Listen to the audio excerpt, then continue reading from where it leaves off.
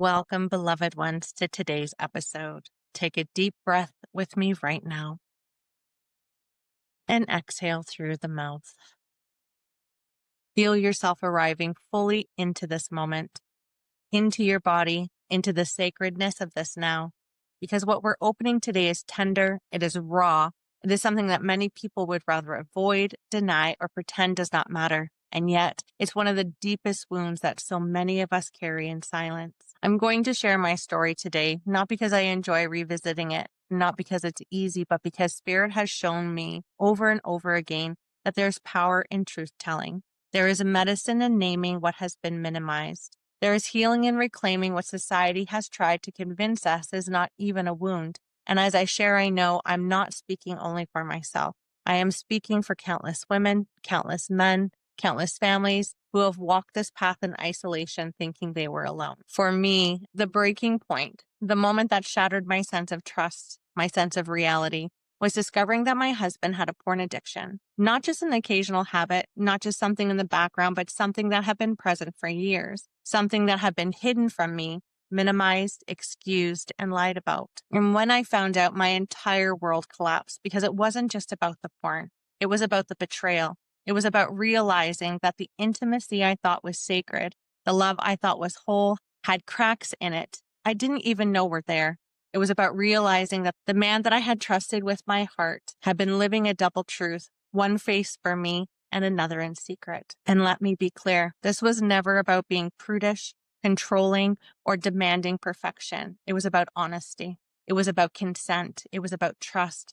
From the beginning, I named a boundary around secrecy and deception. I named my need for transparency and truth. And when my intuition spoke, when I felt something was off, I asked. I reached out. I tried to understand. And each time I was met with denial, with minimization, with being told I was imagining things, that I was jealous, that I was creating problems where none existed. I was made to doubt my own knowing, to question my own body and intuition, until I began to believe that maybe I was the problem. What shattered me was not the behavior itself. It was the deceit carried behind my back. It was the gaslighting. It was the moment I realized that my truth had been dismissed, denied, and replaced with a story that kept me disconnected from my own inner voice. When that mask finally fell, it wasn't just trust that broke.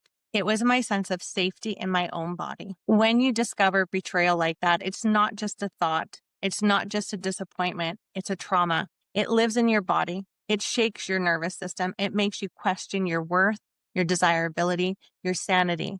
I remember lying awake at night feeling like I was dirty, like every kiss we ever shared was tainted, like every intimate moment was contaminated by images I never consented to, that had been brought into the sacred space of our marriage without my knowledge, without my knowing. And the hardest part, the gaslighting, the cultural programming that whispers, you're overreacting. It's just porn. Every man does it. It's not real cheating. How many of you have heard those words? How many of you have swallowed your pain because everyone around you told you it didn't matter? But here's the truth. My body knew it mattered. My soul knew it mattered. My intuition knew I wasn't crazy. And I want to say this right now to whoever is listening who needs to hear it. You are not crazy. You are not overreacting. You are not wrong for feeling betrayed, because betrayal is not defined by what the world says is okay. Betrayal is defined by the breaking of trust, by the crossing of boundaries, by the shattering of what was meant to be sacred. And when that happens, it hurts like hell. It wounds the deepest part of who we are. It shakes the foundation of safety we need in order to love fully. And this is not just my story. This is the story of millions. This is the wound of women through generations, a wound that has been silenced by patriarchy, minimized by culture, laughed off as a joke, normalized as boys being boys.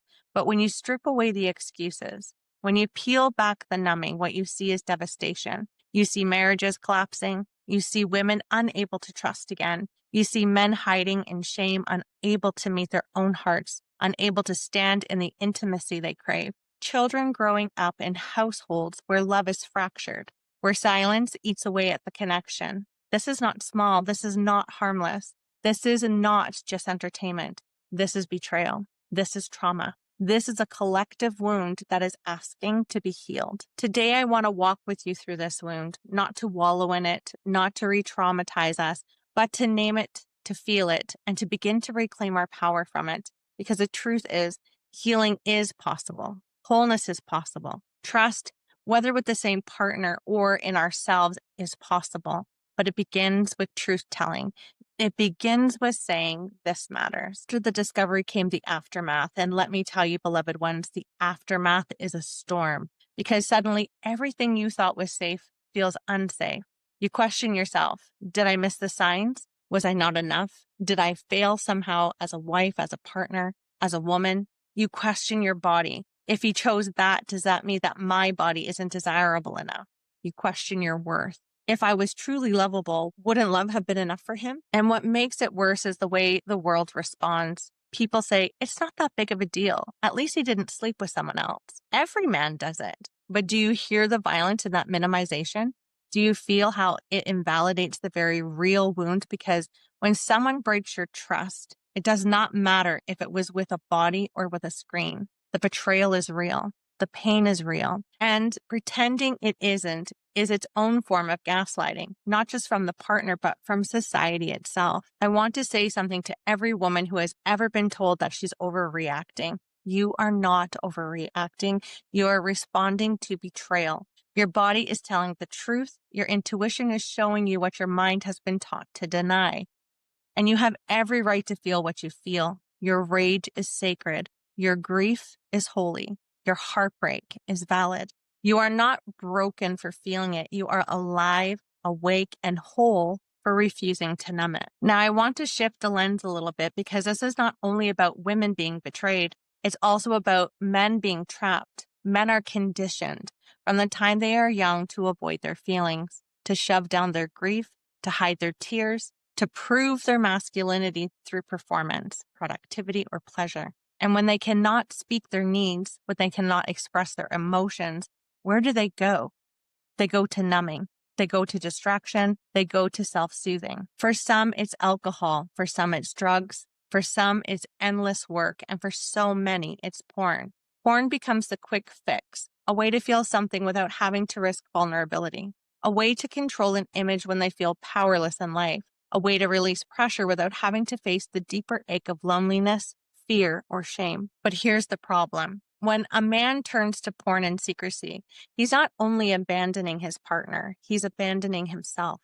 He's bypassing his own heart. He's cutting himself off from the very intimacy his soul craves. Because let's be real, porn does not satisfy the heart. It does not soothe the soul. It only feeds the hunger for more. It leaves emptiness in its wake. And that emptiness becomes a chasm between him and the person he claims to love. And let's talk about the cultural lie.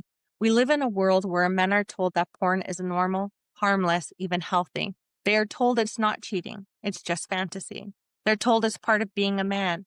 And women are told to accept it, to not be so sensitive, to not be so controlling, to not make a fuss. Can you feel the poison in that message? Can you see how it strips women of their right to say no? My body, my love, my intimacy is sacred, and my boundaries matter. When society normalizes porn, it does more than just excuse individual behavior. It creates a whole system that gaslights women out of their truth. It teaches us to numb. It teaches us to swallow the rage. It teaches us to question our worth instead of questioning the system. And that is why so many of us stay silent.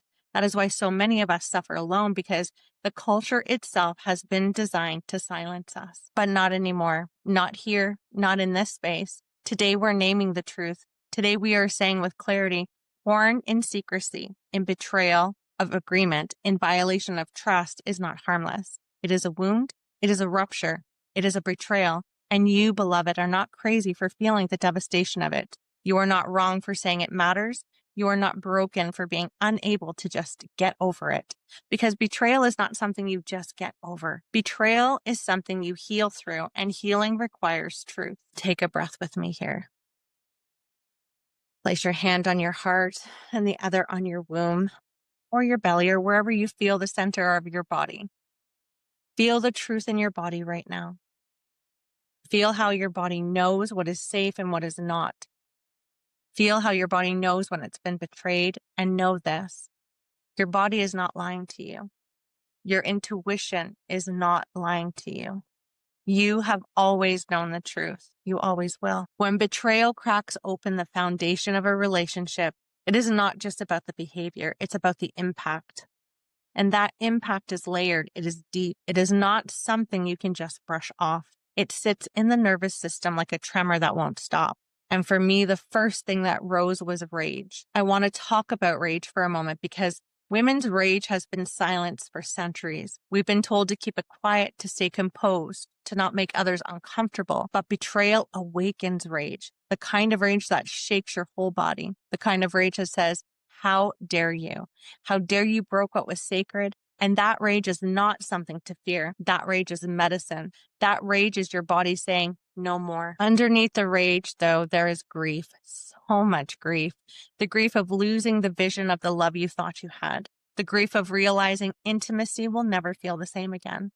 The grief of looking at the person you trusted most and feeling like a stranger is standing in their place. And grief is not linear. One day you feel numb. The next day you can't stop crying. The next day you feel strong and free. And then suddenly you collapse again. That is the nature of betrayal trauma. It is a roller coaster you never asked to ride. And then comes the question of intimacy. Can I ever touch him again without feeling icky? Can I ever be kissed without wondering what images live behind his eyes? Can I ever let my guard down? Can I ever surrender in love when I don't know if I will be betrayed again? This is the part so few people talk about, how porn betrayal is not just about the act, it's about what it steals from the bedroom, from the soul of intimacy, because suddenly what was once safe feels contaminated. And that is why I say again and again, this is not a small thing. This is not harmless. This is theft of intimacy, a theft of safety, a theft of trust. When betrayal happens, your nervous system rewrites itself. It goes into hypervigilance. Every word, every action, every glance becomes a trigger. You start scanning for danger constantly. You start waiting for the other shoe to drop, and the body remembers. Even years later, even after healing, certain moments can send you spiraling back into that place. That is why this kind of betrayal is trauma. Not because we want to be victims, not because we can't forgive, but because the body keeps the score. The body remembers the rupture. And healing is not about pretending it didn't happen. Healing is about teaching the body that safety is possible again. And as I walked this path, Spirit kept sending me numbers. And I know some of you listening may also receive these signs. Those little synchronicities that remind us we're not walking alone. For me, in the thick of this healing, I began to see 69, 12, 12, and 66.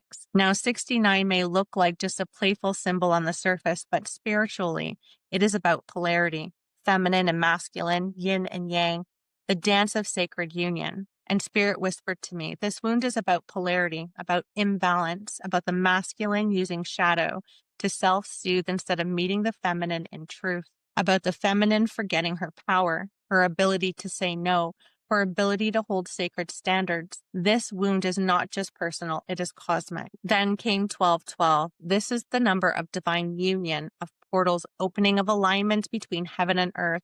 And I knew Spirit was saying, even in the ashes, union is possible, but not the old kind of union, not the union based on silence, on performance, on masks, a new kind of union, a union built on truth, transparency, and trust. 1212 said to me, the portal is open, but you must choose whether to walk through it together or to walk through it alone. Either way, you will not remain in the old world. And then there was 66, the number of heart healing, the number of womb healing, the vibration of love that is not romanticized but embodied. Spirit showed me that 66 was the reminder that healing begins in the heart and womb. That as women, we must reclaim our own safety, our own sovereignty, our own voice. And as men, healing begins in the heart as well.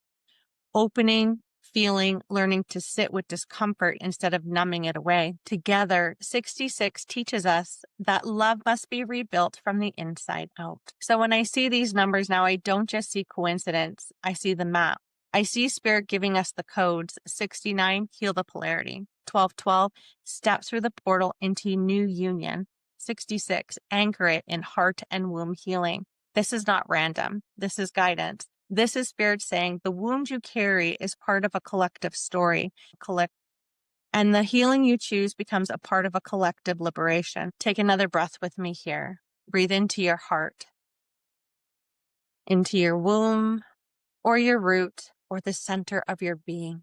And as you exhale, feel the rage, the grief, the betrayal, the numbness, whatever is present for you. And know that you are not alone. You are not broken. You are not overreacting. You are a part of a wave of awakening that is reclaiming intimacy, truth, and trust as sacred again. When we look at betrayal, especially when it repeats across our lives, across our families, across generations, it's easy to think it's just bad luck. Why does this always happen to me?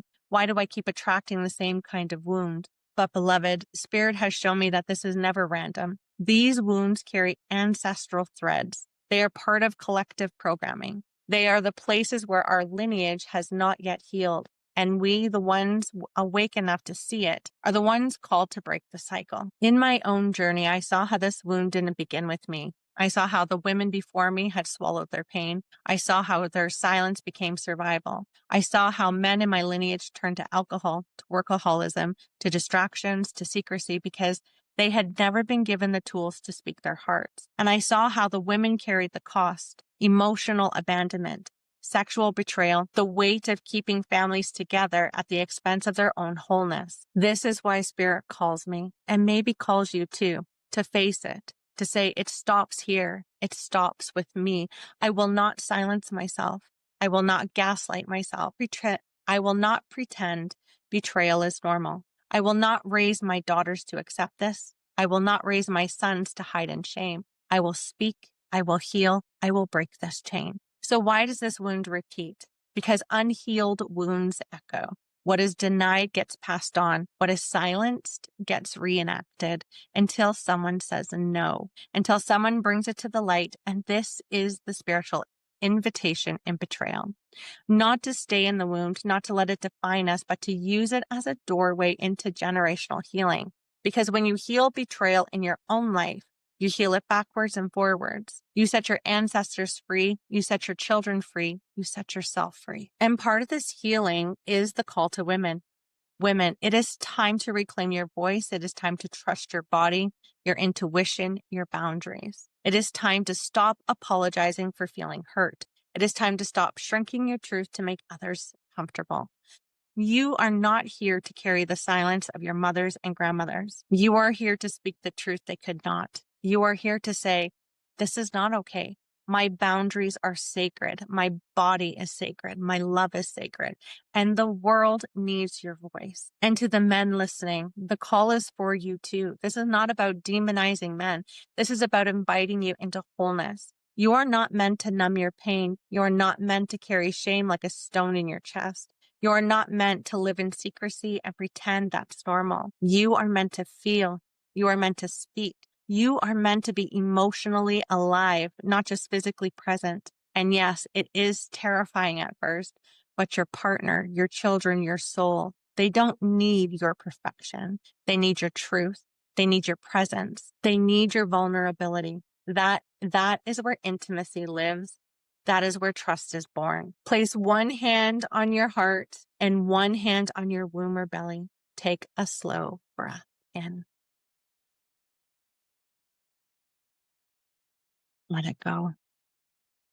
Speak aloud or whisper if that feels safer. I reclaim my body. I reclaim my worth. I reclaim my right to be loved in truth. No more lies. No more silence. No more betrayal. I call in love that is transparent. Love that is safe. Love that is sacred. Take one more breath. Let your body receive these words.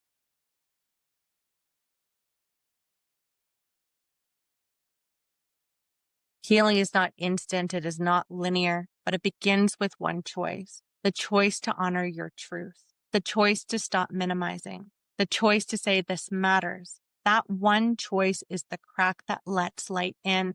And once the light gets in, the darkness can no longer control the narrative. Once the truth is spoken, the silence loses its power. One of the things betrayal does that no one really prepares you for is that it shatters identity. Suddenly, you're no longer who you thought you were. You're not the wife who trusted fully. You're not the partner who felt safe in her love. You're not the woman who saw her relationship as sacred and whole. That version of you dies in the moment betrayal is revealed. And that death is devastating because it is not just the relationship that cracks open, it is the self. I remember asking myself, who am I now? If the love I built my life around was not what I thought, then who am I inside of it? What does it mean for my story, for my worth, for my future? And the truth is, I didn't know. I didn't have the answers. Losing an identity I didn't realize was already fragile. That is what betrayal does. It forces a death, and death is terrifying, but death is also a doorway. Because what comes after death, if we allow it, is rebirth. And that is what betrayal becomes if we're willing to walk through the fire. Betrayal becomes the place where we rise again, stronger, clearer, more sovereign, more rooted in truth. Betrayal becomes the crucible that burns away illusions and forces us to rebuild on what is real. And that is where healing begins. Not in trying to glue the old life back together, but allowing the old life to die so a new one can be born. This is why so many survivors of betrayal say, I am not the same person I was before. And they're right. They are not. They are more. They are wiser. They are braver.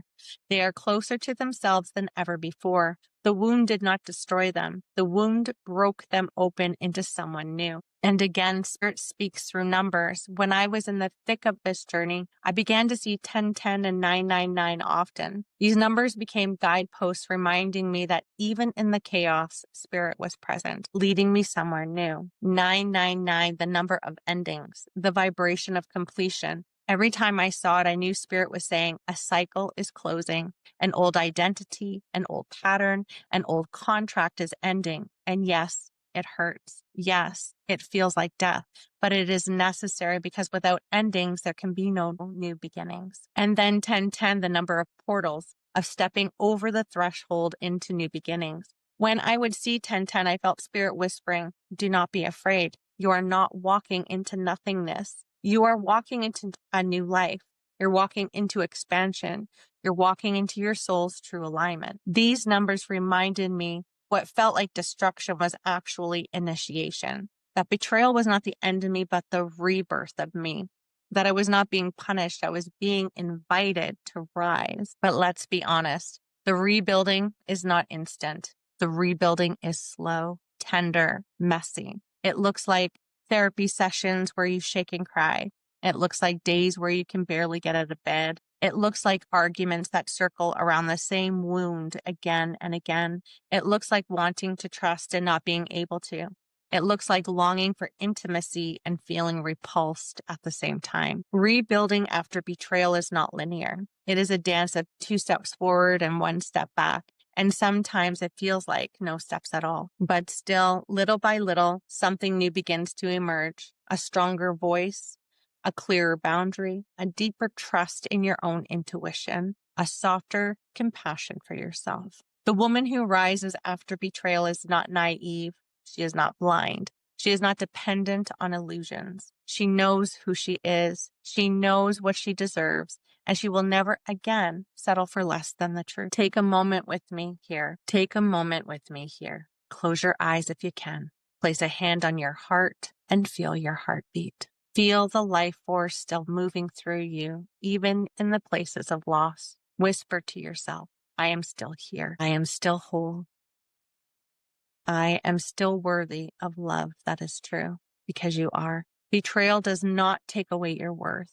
Betrayal does not strip you of your sacredness. Betrayal does not define you. It simply reveals where love was not yet in alignment with truth and invites you to choose differently now. So if you're listening right now in the rawness of betrayal, hear me.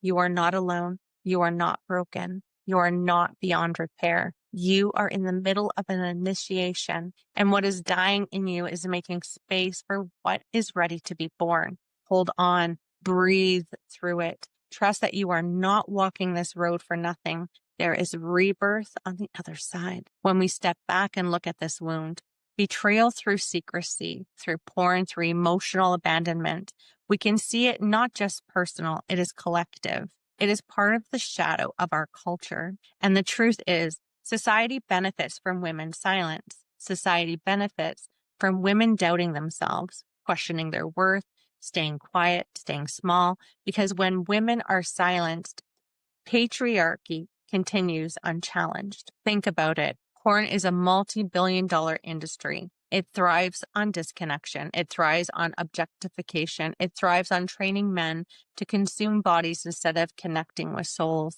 And when women say, "This hurts me," the industry and the culture that upholds it says, "You're overreacting. Don't make a fuss." Why? Because if women's voices were truly heard, the system would crumble. If women's boundaries were truly honored, the profit would dry up. If women's rage was truly recognized, we would dismantle the structures that thrive on our silence. So yes, when you feel betrayed in your own relationship, you are carrying something much larger. You are carrying the weight of centuries of silencing. And that is why it feels so heavy. That is why your rage feels so cosmic, because it's not only your voice. It is the voice of your grandmothers. It is the voice of your daughters. It is the voice of the divine feminine rising and saying no more. The lie of patriarchy is this: that men's needs matter more than women's pain, that men's desire for release is natural, and women should simply accept it. That betrayal through porn is not really betrayal, but the truth.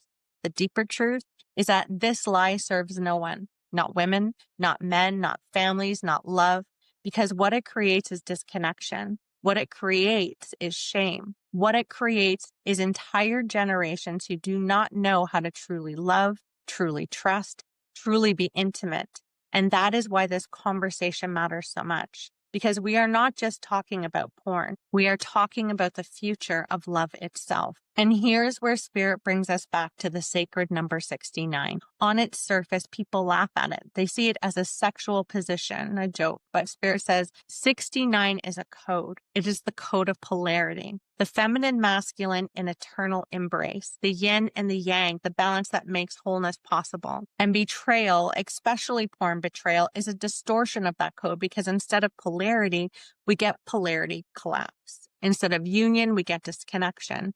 Instead of intimacy, we get self-soothing and secret. So the invitation of 69 is not simply sexual, it is spiritual. It is the reminder that sacred union is possible when both energies show up fully. When the masculine says, "I will meet you with truth, not hiding." When the feminine says, "I will meet you with voice, not silence." When both say, "I will honor you as soul, not object." That is sacred polarity. That is the restoration of balance. And that is what betrayal is calling us back to, not just in our relationships, but in the collective. So what does this look like in practice? How do we begin to heal collectively? Let me share a few ways. For women, speak even if your voice shakes. Speak your truth. Trust your body. If something feels wrong, it is. Reclaim your worth. You are not too much. You are the measure. For men, get honest. Radical honesty heals more than an apology. Learn to feel, cry, speak your fears. Let yourself be vulnerable. Break the silence. Stop normalizing what disconnects you from love. We're both together. Create agreements and honor them. Share desires openly without shame. Remember, intimacy is not performance. Intimacy is present. This is the path forward, not silence, not shame, not secrecy, but voice, presence, and truth. This is how we break the cycle. This is how we heal polarity. This is how we create relationships that are actually safe enough to thrive. We've traveled a lot of ground today. We've named betrayal. We felt the rage and the grief. We've looked at how porn is not just porn, but a collective wound, a distortion of sacred polarity. We've honored the ancestral echoes, and we've remembered that betrayal is not the end, but an initiation into something new. Beloved ones, betrayal is brutal. It rips through the fabric of love. It leaves scars, but it also awakens us. It shows us where we have silenced ourselves and shows us where we have abandoned ourselves. It shows us where love was built on illusion instead of truth. And if we are willing, if we are brave enough to walk through the fire, betrayal becomes the very place where we are reborn, stronger, clearer, more sovereign, more whole. May you walk forward from here, not with fear, but with clarity, not with shame, but with sovereignty. May your heart be soothed, your body reclaimed, your voice restored, and may you remember you are not alone. Your healing is part of a collective healing. Your voice is a part of a chorus rising. Your story is medicine, not just for you, but for generations to come. This is the work. This is the remembrance. This is the healing of betrayal, the reclaiming of love, and the restoration of sacred polarity. And I honor you for walking it. Before we close today, I want to speak into the hardest question many of us face after betrayal. Can intimacy be rebuilt? Can love survive this? Or is it too broken, too poisoned, too fractured to continue? And I want to speak this clearly. Both answers are holy. Both choices are sacred. Whether you choose the sacred exit, leaving a relationship that can no longer hold the truth of your heart, or you choose the sacred rebuild, staying to co-create something new from the ashes, both are valid, both are worthy, and both are paths of courage. Let us talk about the sacred exit first. Sometimes betrayal is the end. Sometimes the wound is too deep, the trust too broken, and the lies too many. Sometimes the partner is not willing or able to change. And in those moments, leaving is not failure. Leaving is not weakness. Leaving is not giving up. Leaving is an act of self-love. Leaving is saying my body, my soul, my truth deserve more than this. Leaving is breaking the generational cycle by refusing to stay where you are not honored. And if this is your path, know that spirit walks with you. You are not abandoning love. You are choosing love. You are choosing to love yourself enough to not remain in what harms you. You are choosing to trust that love will meet you again in a way that is safe, aligned, and whole. And then there is the sacred rebuild. This path is not easy. It requires radical honesty. It requires both partners willing to strip everything down to the bones and rebuild it from nothing. It requires patience, therapy, vulnerability, accountability. It requires the partner who betrayed to sit in shame without defensiveness, to listen without minimizing, to choose honesty even when it's uncomfortable. And it requires the partner who was betrayed to allow themselves to feel it all, to not rush forgiveness, to set boundaries that are honored fully. But here is the beauty. It is possible. I have seen it. I have lived it. When both people choose truth over comfort, presence over performance, and intimacy over illusion, something new can be born. And the intimacy that arises from that place is not the same as before. It is deeper. It is rawer. It is scarred and yet more whole because it has been tested in the fire and chosen again. So what does rebuilding look like? It looks like slowing down. It looks like rebuilding safety before rebuilding touch. It looks like long conversations where nothing is hidden. It looks like small moments of trust being honored day by day. It looks like rituals of transparency, no more secrets, no more shadows. It looks like accountability, not punishment. It looks like two people choosing over and over again to face each other honestly. And it looks like the one who betrayed choosing to self-soothe in healthy ways, with vulnerability, with presence, with words instead of porn, alcohol, or silence. Intimacy after betrayal is not about pretending nothing happened. It is about creating something new, something real, something stronger than before. And it is possible with work, with humility, with spirit guiding, with both partners saying,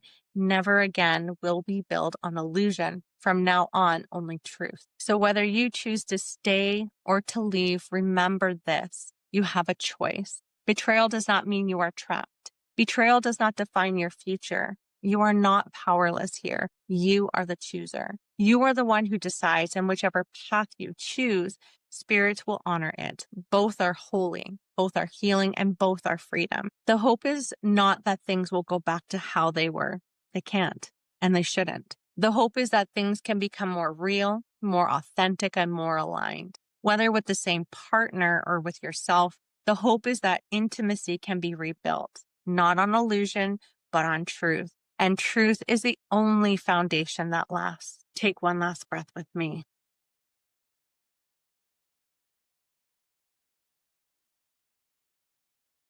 Place your hand on your heart and whisper to yourself, I have a choice.